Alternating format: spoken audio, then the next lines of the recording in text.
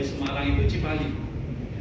Jadi nggak salah, nggak hanya rekan-rekan media, bahkan dari teman-teman dari pejabat-pejabat pun banyak yang mengalami kesulitan untuk mengidentifikasi Cipali itu yang mana. Jadi tadi sudah disampaikan bahwa tol Cipali itu mulai dari kilometer 72 plus 1 ya, 72109 sampai dengan KM 188 869 kalau nggak salah. Jadi panjangnya itu sekitar 116 kilo. Jadi 72 itu bukan Cikampek Utama ya. Jadi Cikampek Utama itu di KM 70. Jadi KM 70 itu Cikampek Utama. Kita itu KM 72. Jadi masih ada sekitar 2 kilo ya antara tol kita dengan Cikampek, Jakarta Cikampek. Cikampek Utama itu Jakarta Cikampek. Nah, jadi biasanya identifikasinya biar mudah gitu ya. Kalau masih 3 lajur itu masih Jakarta Cikampek. Kalau 2 lajur itu artinya Cipali. Jadi tapi nanti mungkin akan susah. Kalau sekarang masih bisa diidentifikasi. Tapi untuk persiapan lah ya, arus mudik dan arus balik untuk tahun depan terutama kita ini terkait juga dengan persiapan kita ya. Kita akan menambah ya lajur ketiga itu mulai dari kilometer 72 sampai kilometer 87. Ya. Jadi ini apa tujuannya? Tujuannya ini supaya arus balik ataupun arus mudik ya, kemudian juga setiap weekend itu perjalanan para pengguna itu lebih lancar ya. Jadi ini bagian dari komitmen kita ya sebagai bagian dari Astra untuk memberikan pelayanan yang maksimal kepada para pengguna. Nah, selain di depan lajur ketiga dari kilometer 72 sampai kilometer 87, di setiap depan rest area kita juga tambahkan lajur ketiga.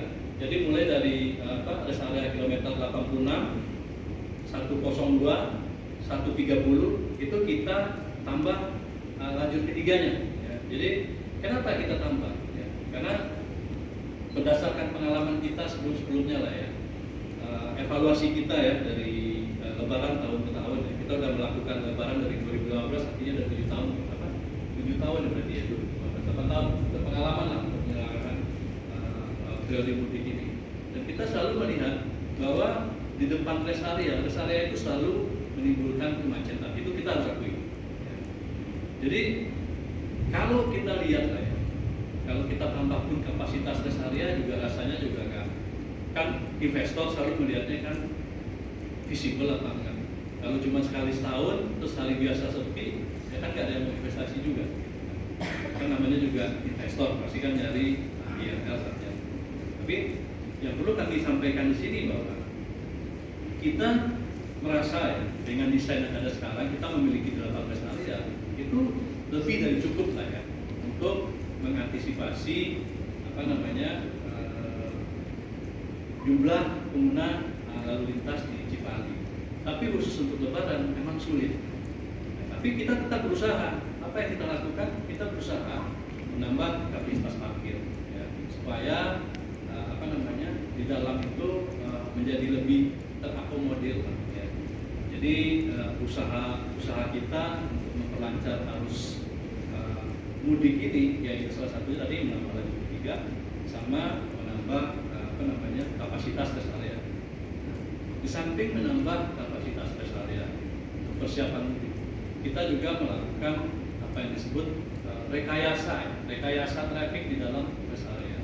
Ya, jadi kita bekerja sama dengan kepolisian wilayah ya. Biasanya itu mereka melakukan buka tutup. Ya, buka tutup di rest area. Jadi itu domainnya bukan di operator tapi di kepolisian. Jadi kalau udah penuh, ya, biasanya polisi tutup, silakan lanjut ke rest area.